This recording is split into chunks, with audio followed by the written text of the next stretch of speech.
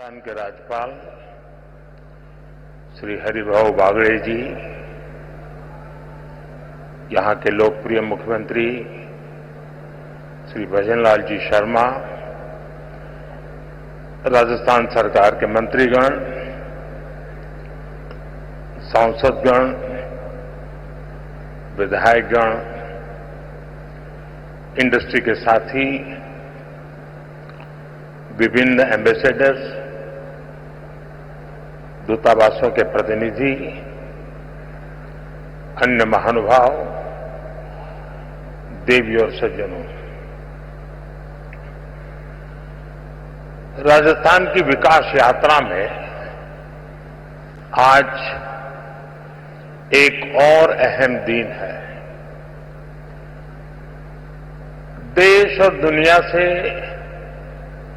बड़ी संख्या में डेलीगेट्स, इन्वेस्टर्स यहां पिंक सिटी में पधारे हैं। यहां उद्योग जगत के भी अनेक साथी मौजूद हैं। राइजिंग राजस्थान समिट में आप सभी का अभिनंदन है। मैं राजस्थान की बीजेपी सरकार को इस शानदार आयोजन के लिए बधाई दूंगा। साथियों, आज दुनिया का हर एक्सपर्ट, हर इन्वेस्टर भारत को लेकर बहुत ही उत्साहित है। रिफॉर्म, परफॉर्म, ट्रांसफॉर्म के मंत्र पर चलते हुए भारत ने जो विकास किया है वो हर क्षेत्र में नजर आता है। आजादी के बाद के 7 दशक में भारत दुनिया की 11वीं सबसे बड़ी इकोनॉमी बन पाया था। उसके सामने पिछले 10 वर्ष में भारत 10th लार्जेस्ट इकोनॉमी से 5th लार्जेस्ट इकोनॉमी बना है।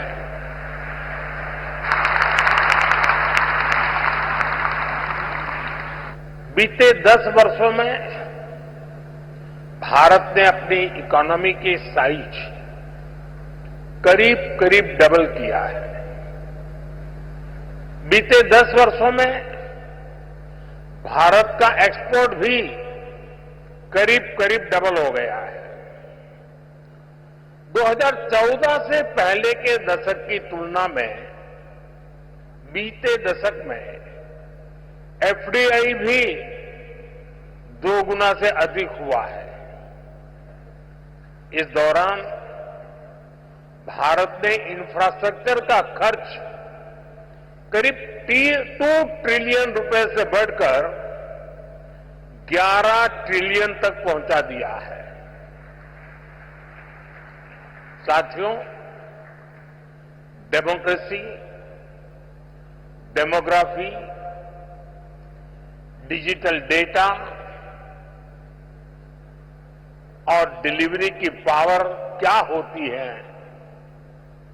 ये भारत की सफलता से पता चलता है। भारत जैसे डाइवर्स देश में डेमोक्रेसी इतनी फल फूल रही है, इतनी सशक्त हो रही है, ये अपने आप में बहुत बड़ी उपलब्धि है। डेमोक्रेटिक रहते हुए मानवता का कल्याण, ये भारत की फिलॉसफी के कोर में है। ये भारत का मूल चरित्र है। आज भारत की जनता अपने डेमोक्रेटिक हक के माध्यम से भारत में स्टेबल गवर्नमेंट के लिए वोट दे रही है। साथियों, भारत के इन पुरातन संस्कारों को हमारी डेमोग्राफी यानी युवा शक्ति आगे बढ़ा रही है। आने वाले अनेक सालों तक भारत दुनिया के सबसे युवा देशों में रहने वाला है। भारत में युवाओं का सबसे बड़ा पूल होने के साथ ही सबसे बड़ा स्किल्ड युवा वर्ग भी होगा। इसके लिए सरकार एक के बाद एक कई फैसले ले रही है। साथियों, बीते दशक में भारत की युवा शक्ति ने अपने सामर्थ्य में एक और आयाम जोड़ा है। ये नया आयाम है भारत की टेक पावर, भारत की डेटा पावर। आप सभी जानते हैं कि आज हर सेक्टर में टेक्नोलॉजी का, डेटा का कितना महत्व है। ये सदी टेक ड्रिवन, डेटा ड्रिवन सदी है। बीते दशक में भारत में इंटरनेट यूजर्स की संख्या करीब 4 गुना बढ़ी है। डिजिटल ट्रांजैक्शन में तो नए रिकॉर्ड बन रहे हैं। और ये तो अभी शुरुआत है।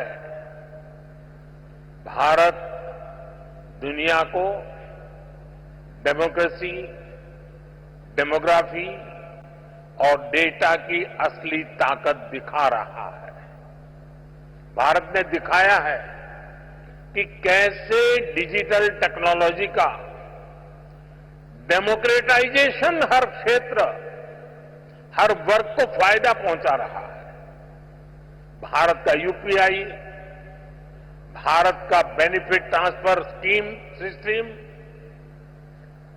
GeM, government e marketplace, ONDC, open network for digital commerce, ऐसे कितने ही प्लेटफॉर्म हैं जो डिजिटल इकोसिस्टम की ताकत को दिखाते हैं।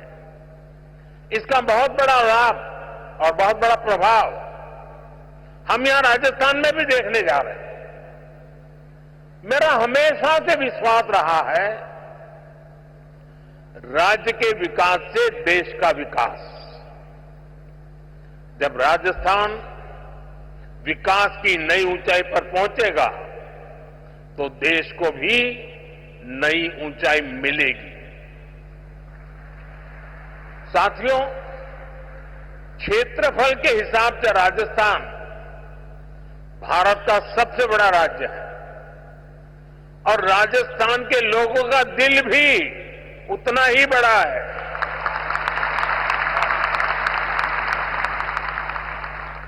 यहां के लोगों का परिश्रम, उनकी ईमानदारी, कठिन से कठिन लक्ष्य को पाने की इच्छा शक्ति, राष्ट्र प्रथम को सर्वोपरि रखने की भावना, देश के लिए कुछ भी कर गुजरने की प्रेरणा, ये आपको राजस्थान की रज रज में, कण कण में दिखाई देती है। आजादी के बाद की सरकारों की प्राथमिकता ना देश का विकास था और ना ही देश की विरासत। इसका बहुत बड़ा राजस्थान नुकसान उठा चुका है। लेकिन आज हमारी सरकार विकास भी, विरासत भी इस मंत्र पर चल रही है और इसका बहुत बड़ा लाभ राजस्थान को हो रहा है। साथियों, राजस्थान राइजिंग तो है ही, रिलायबल भी है।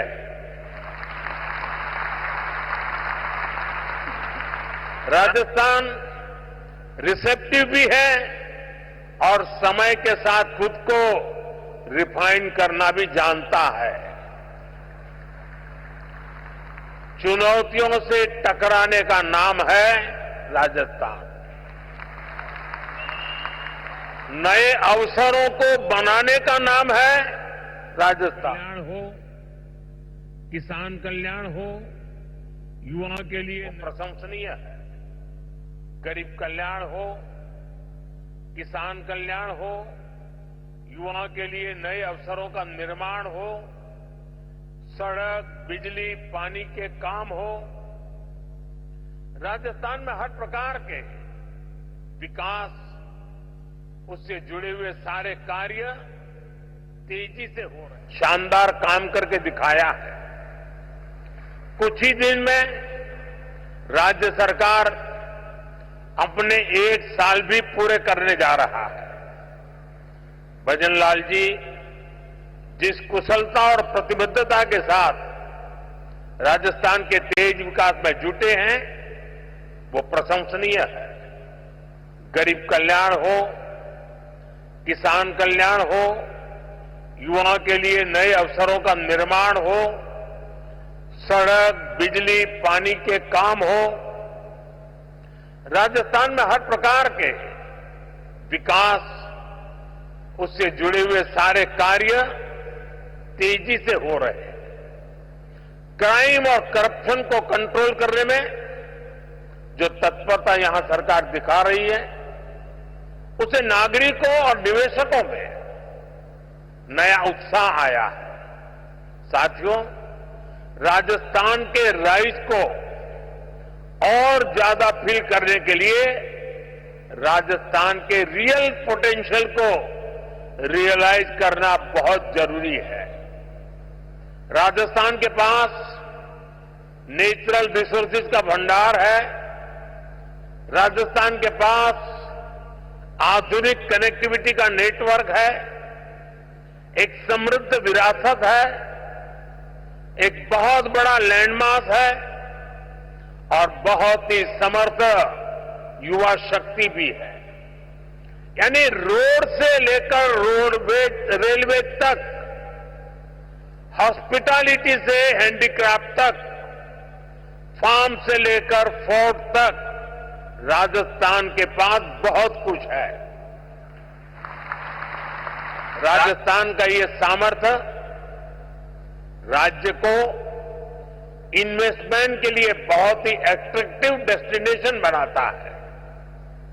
राजस्थान की एक और विशेषता है, राजस्थान में सीखने का गुण है, अपना सामर्थ्य बढ़ाने का गुण है। और इसलिए तो अब यहां रेतीले धोरों में भी पेड़ फलों से लद रहे हैं। जैतून और जैट्रोपा की खेती का काम बढ़ रहा है। जयपुर की ब्लू पोर्ट्री, प्रतापगढ़ की थेवा ज्वेलरी और भीलवाड़ा का टेक्सटाइल इनोवेशन, इनकी अलग ही शान है। मकराना के मार्बल और कोटा डोरिया की पूरी दुनिया में पहचान है। नागौर के पान मेथी की खुशबू भी निराली है। और आज की बीजेपी सरकार हर जिले के सामर्थ्य को पहचानते हुए काम कर रही है। साथियों, आप भी जानते हैं, भारत के खनिज भंडार का बहुत बड़ा हिस्सा राजस्थान में है। यहां zinc, lead, copper, marble, limestone, granite, potash जैसे अनेक मिनरल्स के भंडार है। ये आत्मनिर्भर भारत की मजबूत नींव है। राजस्थान भारत की एनर्जी सिक्योरिटी में बहुत बड़ा कंट्रीब्यूटर है। भारत ने इस दशक के अंत तक 500 गीगावाट रिन्यूएबल एनर्जी कैपेसिटी बनाने का टारगेट रखा है। इसमें भी राजस्थान बहुत बड़ी भूमिका निभा रहा है। भारत के सबसे बड़े सोलर पार्क में से अनेक पार्क यहां पर बन रहे हैं। साथियों, राजस्थान दिल्ली और मुंबई जैसे इकोनॉमी के दो बड़े सेंटर्स को जोड़ता है। राजस्थान महाराष्ट्र और गुजरात के पोर्ट्स को नॉर्दर्न इंडिया से जोड़ता है। आप देखिए, दिल्ली मुंबई इंडस्ट्रियल कॉरिडोर का 250 किलोमीटर हिस्सा राजस्थान में है। इससे राजस्थान के अलवर, भरतपुर, दौसा, सवाई माधोपुर, टोंक, बूंदी और कोटा ऐसे जिलों को बहुत फायदा होगा।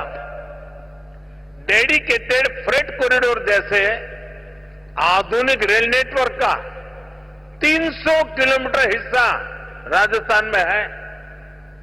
ये कॉरिडोर जयपुर, अजमेर, सीकर, नागौर और अलवर जिलों से होकर गुजरता है। कनेक्टिविटी के इतने बड़े प्रोजेक्ट का सेंटर होने के कारण राजस्थान निवेश के लिए बेहतरीन डेस्टिनेशन है। खासतौर पर ड्राई पोर्ट्स और लॉजिस्टिक्स सेक्टर के लिए तो यहां अपार संभावनाएं हैं। हम यहां मल्टी मॉडल लॉजिस्टिक्स पार्क का विकास कर रहे हैं। यहां लगभग 2 दर्जन सेक्टर स्पेसिफिक इंडस्ट्रियल पार्क बनाए जा रहे हैं। 2 एयर कार्गो कॉम्प्लेक्स का निर्माण भी हुआ है। इससे राजस्थान में इंडस्ट्री लगाना आसान होगा, इंडस्ट्रियल कनेक्टिविटी और बेहतर होगी। साथियों, भारत के समृद्ध फ्यूचर में हम टूरिज्म का बहुत बड़ा पोटेंशियल देख रहे हैं। भारत में nature, culture, adventure, conference, destination wedding और हेरिटेज टूरिज्म सबके लिए असीम संभावनाएं हैं। राजस्थान भारत के टूरिज्म मैप का प्रमुख केंद्र है। यहां इतिहास भी है, धरोहरें भी हैं, विशाल मरुभूमि और सुंदर जिले भी हैं।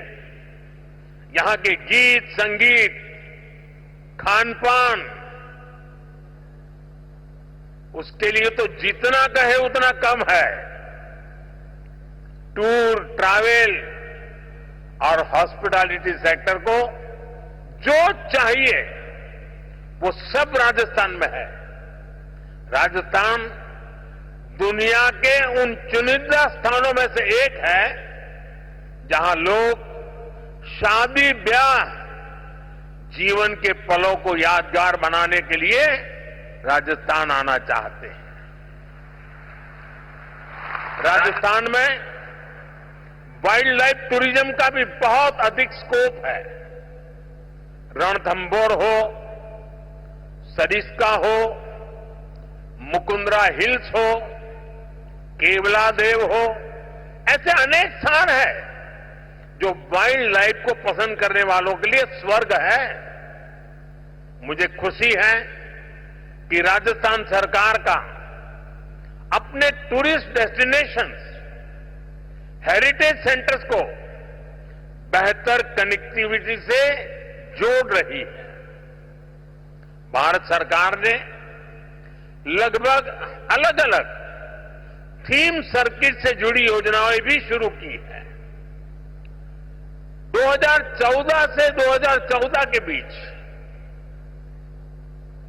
10 साल में भारत में 5 करोड़ के आसपास विदेशी टूरिस्ट आए थे, जबकि 2014 से 2024 के बीच भारत में 7 करोड़ से ज्यादा विदेशी टूरिस्ट आए हैं। और आप ध्यान दीजिए, इन 10 वर्षों में पूरी दुनिया के 3-4 साल तो कोरोना से लड़ने में निकल गए थे। कोरोना काल में टूरिज्म ठप पड़ा था।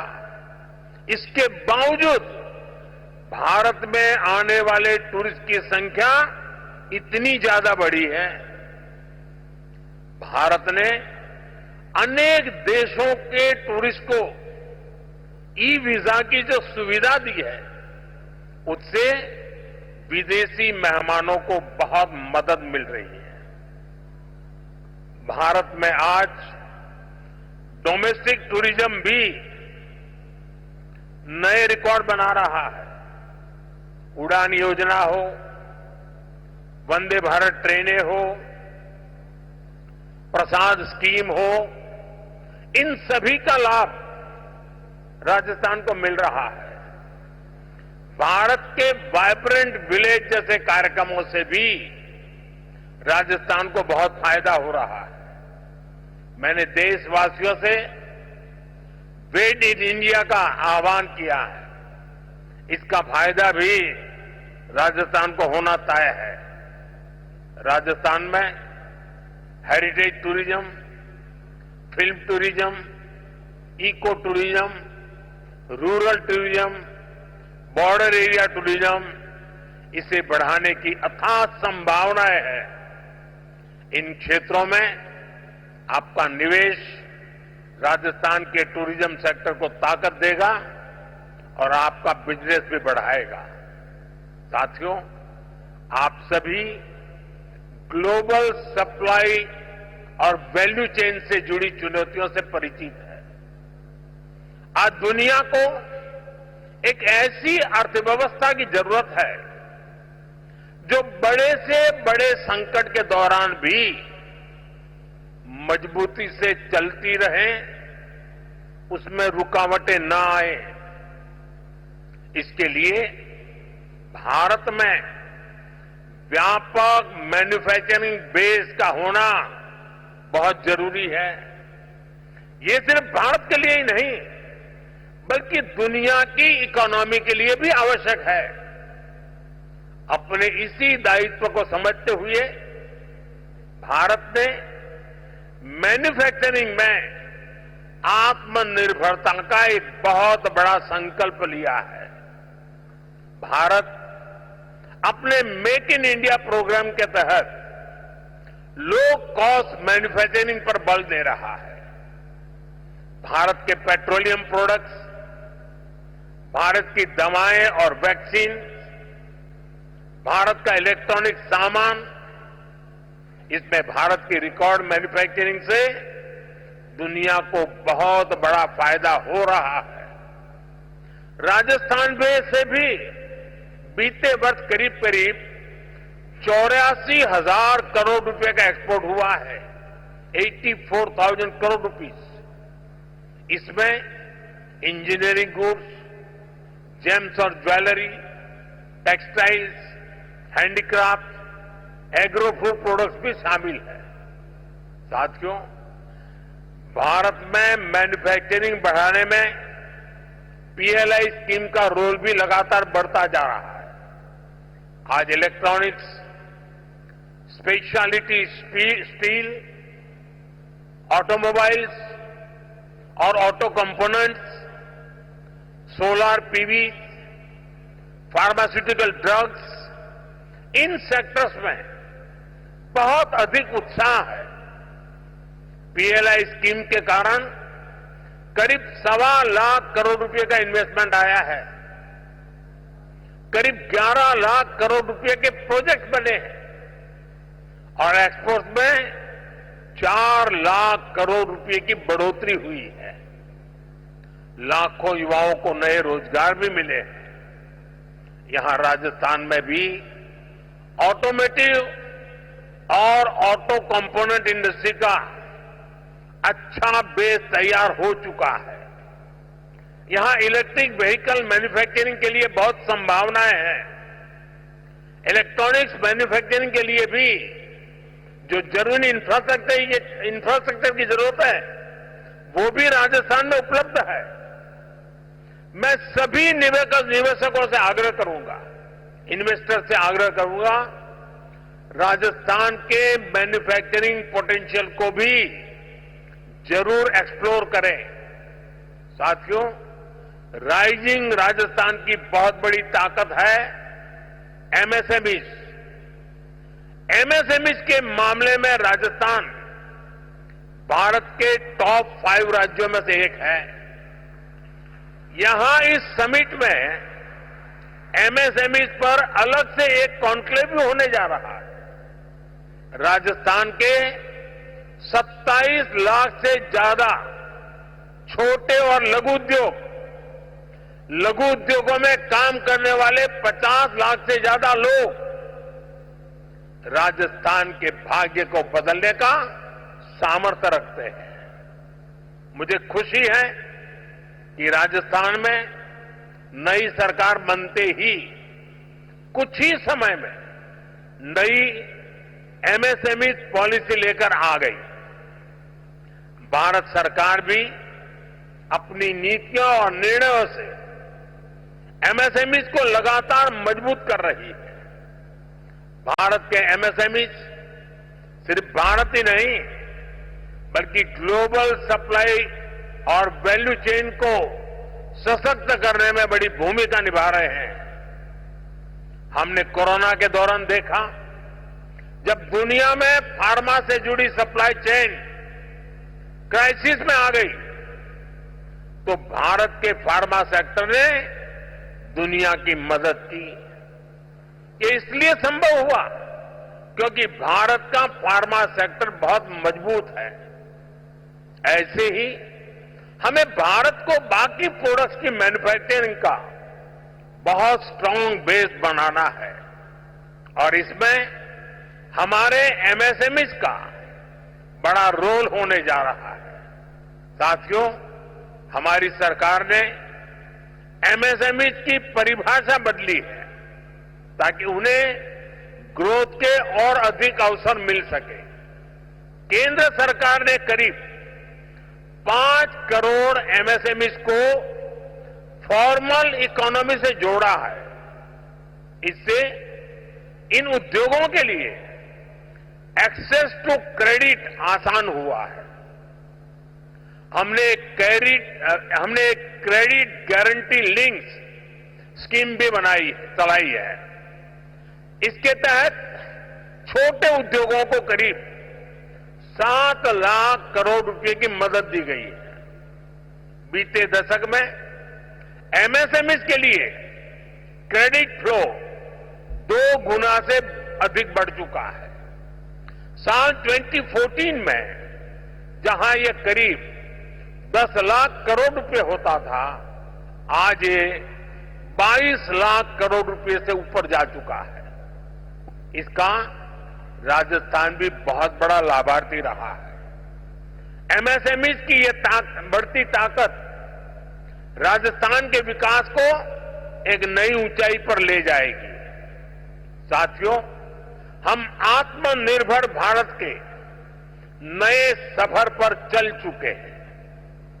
आत्मनिर्भर भारत का अभियान, ये विजन ग्लोबल है और उसका इंपैक्ट भी ग्लोबल है। सरकार के स्तर पर हम whole of the government approach के साथ आगे बढ़ रहे हैं। इंडस्ट्रियल ग्रोथ के लिए भी हम हर सेक्टर, हर फैक्टर को एक साथ बढ़ावा दे रहे हैं। मुझे पूरा भरोसा है कि सबका प्रयास की यही भावना विकसित राजस्थान बनाएगी, विकसित भारत बनाएगी। साथियों, यहां देश और दुनिया से अनेक डेलीगेट्स आए हैं।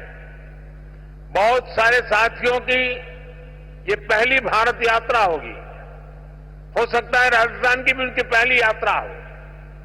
आखिर मैं यही कहूंगा, स्वदेश लौटने से पहले आप राजस्थान को, भारत को जरूर एक्सप्लोर करें।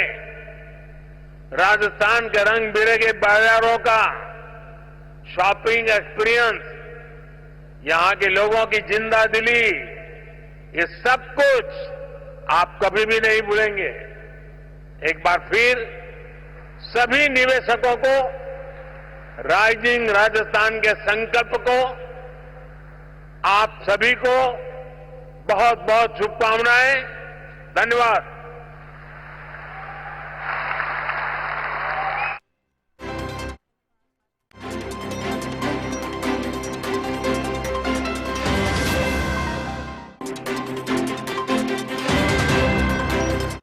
विकास और समृद्धि की नई ऊंचाइयों पर लेकर जाएगा।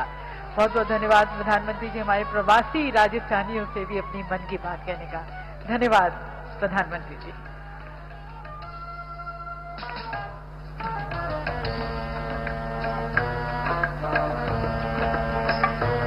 Ladies and gentlemen, requesting you all to remain at your respective seats